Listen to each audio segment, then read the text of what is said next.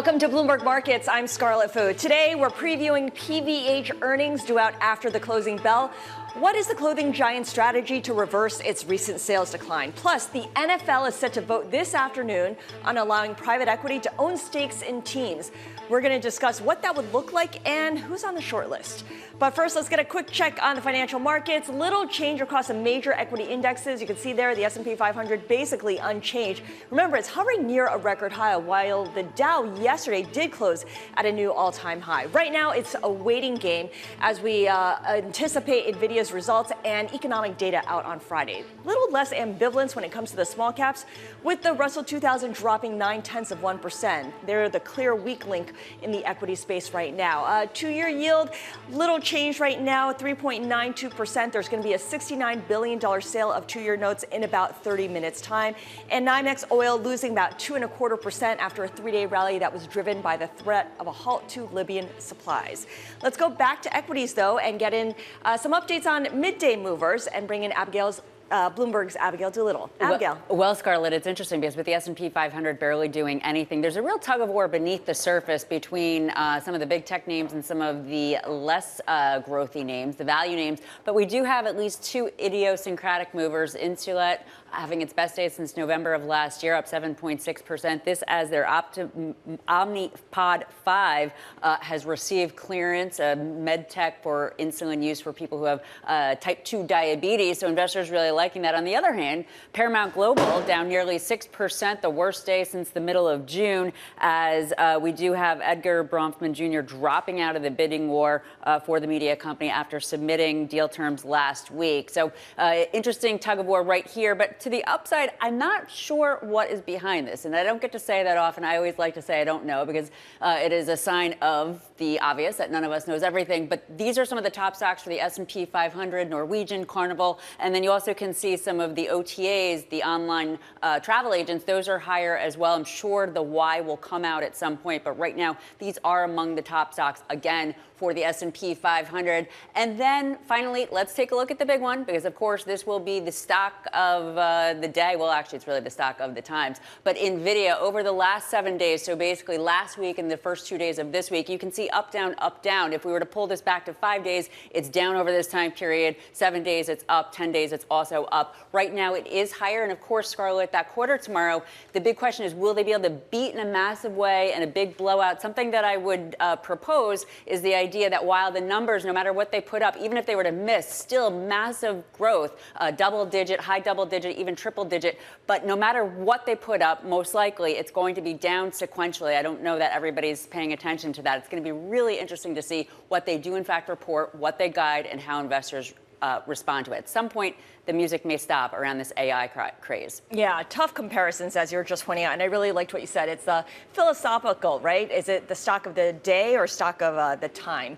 Abigail, thank you so much. All right, speaking of earnings, on the docket this afternoon is PVH, which owns clothing brands like Calvin Klein and Tommy Hilfiger. It is expected to post another quarter of revenue declines while reporting higher profits.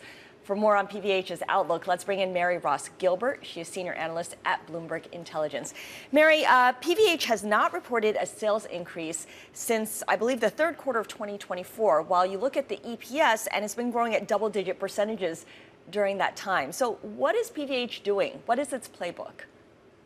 Yeah, so that's a good point, Scarlett, here is their playbook.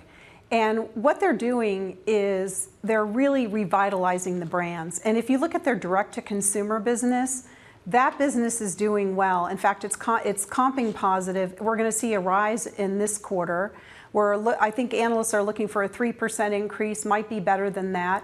The wholesale business is going to be down about 12%. Now, part of it is due to the timing of shipments, so you really can't look at that metric and say, oh, that's bad news. Also, what they're doing in Europe. And by the way, this is a global business, those two brands, as you mentioned.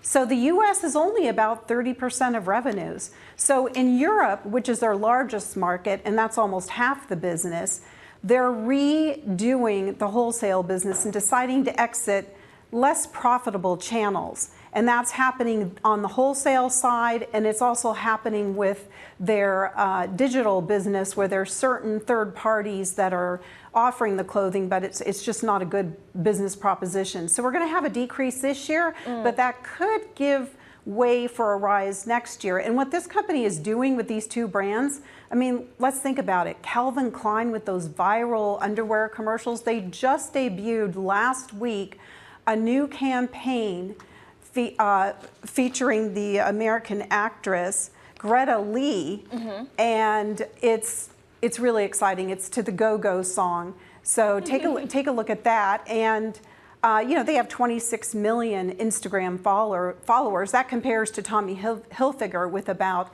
15 million. It almost seems like PVH needs to change their name to one of their two key brands. Yeah, I've always thought that, because PVH doesn't really tell you anything on its own, whereas Calvin Klein has much bigger name recognition. You mentioned Europe, and that's a really important point, which is that PVH is global. It's not just a read on the U.S. consumer. How much are you looking at currency effects? Because you had a strong dollar for a long time, but of late it's really lost some ground because of expectations the Federal Reserve will cut interest rates. How does that play into its European sales? Yeah, so there is an effect there, and we're very focused on the constant FX, increase or decrease in the business. So yeah, but it's not huge when you look at it. It might be maybe 100 to 200 basis points for the year. So it really depends on how the rest of the year, as you noticed in the last week, with news of the Fed cutting rates momentarily soon. That we started to see the U.S. dollar depreciate against some of those key currencies, like you mentioned. All right, good stuff. Mary, really appreciate your joining us. Mary Ross-Gilbert is senior analyst with Bloomberg Intelligence, and of course, PVH will be reporting earnings after the close. Meantime, in other corporate news, a second big move among Apple leadership in as many weeks. The longtime CFO, Luca Maestri, will step down at year-end. His replacement, his top deputy, in what's being described as a planned succession. Bloomberg Technology co-host Ed Ludlow has more. Ed, what does this mean for Apple? How big a deal is this? It's a big deal because Luca Maestri is so credited for his leadership as CFO, capital discipline, communication on the earnings calls. But, the messaging from Apple, Scarlett, is very much like this was succession planning. The sanguine reaction of the sell side kind of shows that they do see the consistency that Maestri's number two, Keyvan Parekh, who jumps up to CFO as of January 1st, brings, but they also acknowledge his big shoes to fill. And Mark Gurman makes an interesting point that what Apple's doing now is saying, okay, don't retire senior leadership or executives, just step back a bit, take a lesser role, and stick with us. All right, great context there for what's happening in the C-suites at Apple. Abigail, of course, mentioned NVIDIA. It's due to report tomorrow. It's the last of the Mag 7 names to report second quarter results, and arguably the most important read on demand for AI chips. I know that you will be speaking exclusively with the co-founder and CEO, Jensen Huang. Give us an idea of how you plan to approach this conversation. Yeah, I think, look, the reality is it all comes down to the data center business. I always go to MODL on the Bloomberg terminal and just look at the quarters that have gone and the quarter estimates to be. So on a year-on-year basis in the data center business, you're still looking for massive growth, I think 142% year-on-year. But there is a sharp deceleration sequentially. They're lapping tough comps, as the market likes to say. And so the only question is the staying power of this investment cycle into AI accelerators or high-performance GPUs that go into data centers. And we had the CapEx guide from the other Mag 7 names already, been and gone, and that would indicate that it is there. But it's going to be a high-pressure, high-stakes conversation, and the stock, is the story right now at the macro level too. Yeah, absolutely. And we'll be airing that interview tomorrow, right? Yeah. After market close, after the analyst call, we're going to do 30 minutes special coverage, 6:30 p.m. Eastern time. We'll have Jensen joining the show live following the analyst call, but also some reaction from investors and analysts and our editors and reporters at Bloomberg as well. I think one analyst wrote, Scarlett, this is the biggest earnings since the banks reported in the year of the financial crisis, 2008. So let's see. I don't want to over-egg it. Low stakes, right? Ed Ludlow, thank you so much. Bloomberg Technology co-host Ed Ludlow. And of course, he will be speaking with Jensen Huang, the CEO and co-founder of NVIDIA, tomorrow.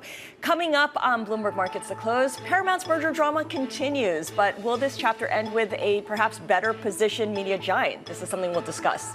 This is Bloomberg.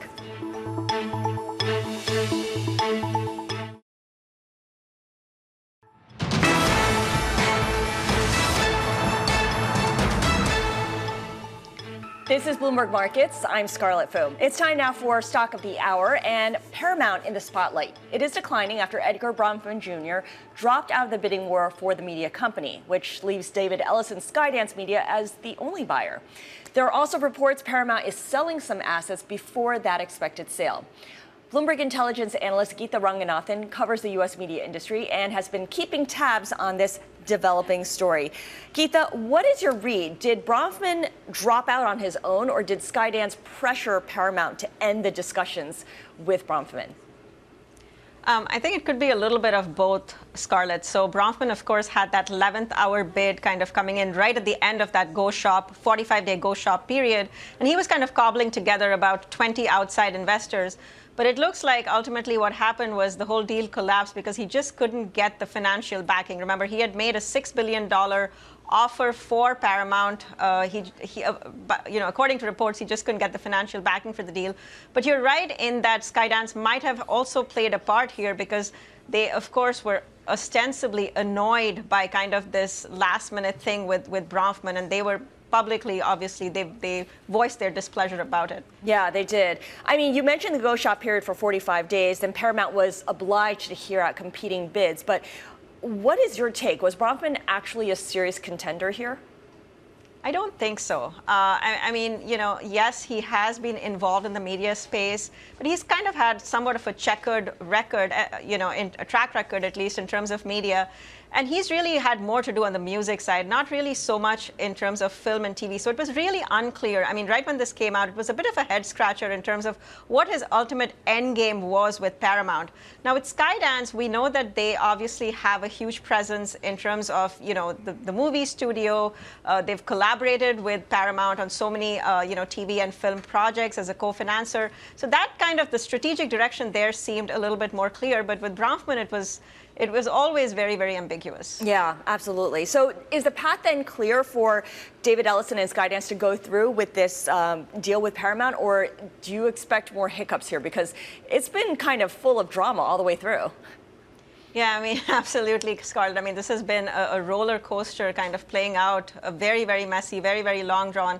But I think at this point, investors have to reconcile themselves to the fact that I think Skydance is the best long-term steward when it comes to Paramount. I mean, they do bring a tech focus.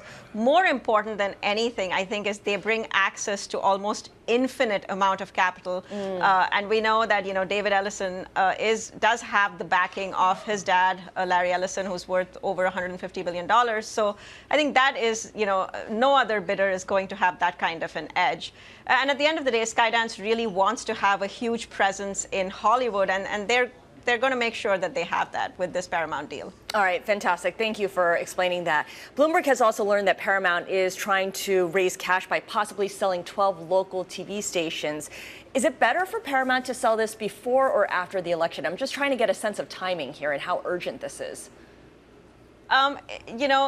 It's good in a way to sell it before the election, and that's because you're going to have a lot of, those influx of political ad dollars. Broadcast TV stations right now are a hot piece of property because they're attracting over $4 to $4.5 billion in political advertising.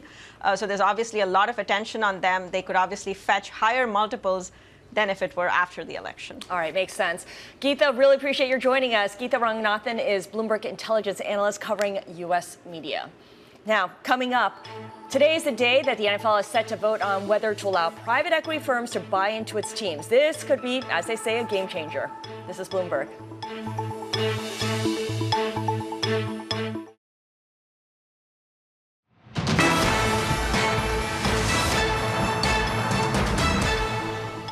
This is Bloomberg Markets. I'm Scarlett Fu. The NFL has a big meeting this afternoon in Minneapolis. On the agenda is whether to allow institutional investors to buy into its teams.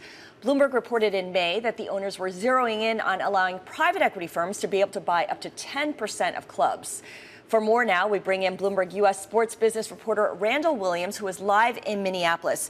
So, Randall, this has been on the agenda for a while. I want to say years, but owners still haven't actually voted on it. Why do we think that this will happen today? Well, NFL Commissioner Roger Goodell called a special meeting, and that doesn't happen just out of nowhere. He called it specifically for private equity. They want to get this done today, so there's momentum around it. Okay. And when we say institutional investors, are we only talking about private equity firms? I mean, does, I don't know, sovereign wealth funds kind of come into the picture at all?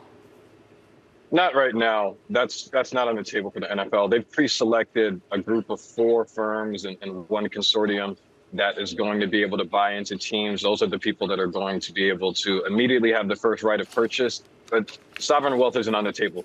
Okay. You mentioned they've pre-approved a couple of firms. Why do they have a short list like this? Why not open it up and make it available to anyone with the resources to make a bid? Well, they want to protect their diamonds. I mean, these NFL teams the average valuation of an NFL team is $5.93 billion, according to Sportico. If you open it up so that everyone can buy into that, it could drive the valuation down. Some of these firms may be wanting to buy and sell very quickly, and the NFL wants to maintain its financial stability. And so how you do that is by pre-approving some of these firms who are going to be able to buy in, and then over time, maybe they sell, maybe they don't. But that's the strategy behind it thus far. What's the common thread between all the different pre-approved firms? A good portion of them have a history in sports investment. Arctos has a history. Sixth Street has a history. Dynasty Equity has a history. There's a good portion of them either have very, very deep pockets or a very deep history in sports investments. All right. When you look at private equity in sports, they're pretty active in the NBA and European soccer. But the NFL is proposing, a 10% stake to these PE firms, whereas the NBA, I believe, allows 30%. Why so low at 10%? The NFL owners are more conservative. It's that simple. They really want to protect their investment. And so the firms that are in are people that they trust. And then, you don't want to allow too much of your teams in private equity where, 30% of the team is going to be under one governing body. That's how much an NFL owner has to have. If 30% is in private equity, who is the founder? Who is the owner? Who is the governor? So that's why it's 10%. These things are meant to solve small issues for the NFL, and they'd rather not create a bigger one by allowing more investments in. Right, and they're the NFL, so they call the shots on this. Randall, always appreciate your joining us. Bloomberg U.S. sports business reporter Randall Williams, and that meeting, I believe, is at 2 p.m. Eastern time, so we'll be checking in with Randall regularly. Meantime, let's talk about NFL football stars. That was redundant. NFL stars Travis and Jason Kelce. They've signed a 3-year deal with Amazon's Wondery for their podcast called New Heights. And this deal goes into effect this month. It's worth some $100 million. Ashley Cartman reported the story, and she joins us now. So, Ashley, what does this deal actually encompass? So this deal covers ad sales primarily. So this means Wondery, which is owned by Amazon, will be able to sell ads on both the audio and video side of the podcast. It covers live streams, it covers merch, but really the ad sales is what we're interested in. Okay, because you can still access the podcast through, say, Spotify or Apple. They just wouldn't get the advertising revenue that comes from it. Taylor Swift is a big reason why the podcast is so high profile. There's some before and after numbers that really highlight the difference she's made in how popular this podcast is, yeah? Yeah, I'm just pulling them up. So I spoke to Max Sovereign, who's the chief content officer at the company Wave Sports and Entertainment, which previously was in charge of distribution for the show. And he had told me last year that after Taylor made her first appearance at a Kansas Chiefs game, it led to a 50% increase in viewership for the show. And then a month later, their YouTube channel had grown by 350,000 subscribers. So, and honestly, since then, the show's been able to expand beyond just this idea of talking about like football culture and football itself, and more as a culture show with the Swifties who are now part of the audience. Oh, interesting. So before it was kind of like, the insider's view on football, but now it can be so much more because of that linkage to Taylor Swift. Exactly. Okay. One thing that's notable here is we've seen how the podcast industry is no longer handing out massive deals regularly to everyone who has a podcast that is on someone's radar. But there are still some pretty big signings, and I know you've been covering a lot of them. Alex Cooper of Call Her Daddy fame secured some massive deal with SiriusXM.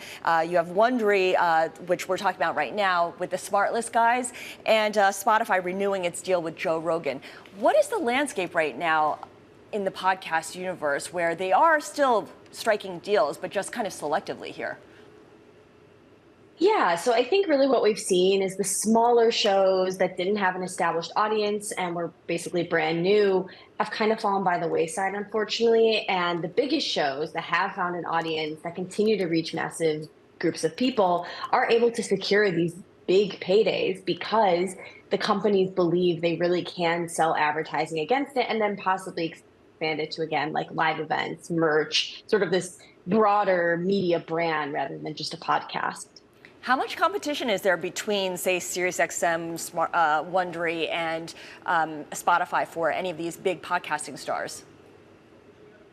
It sort of depends. I mean, I do think Spotify at this point is not really signing as many of these splashy deals. They did renew the Joe Rogan deal, but that's kind of the last major podcast deal they have.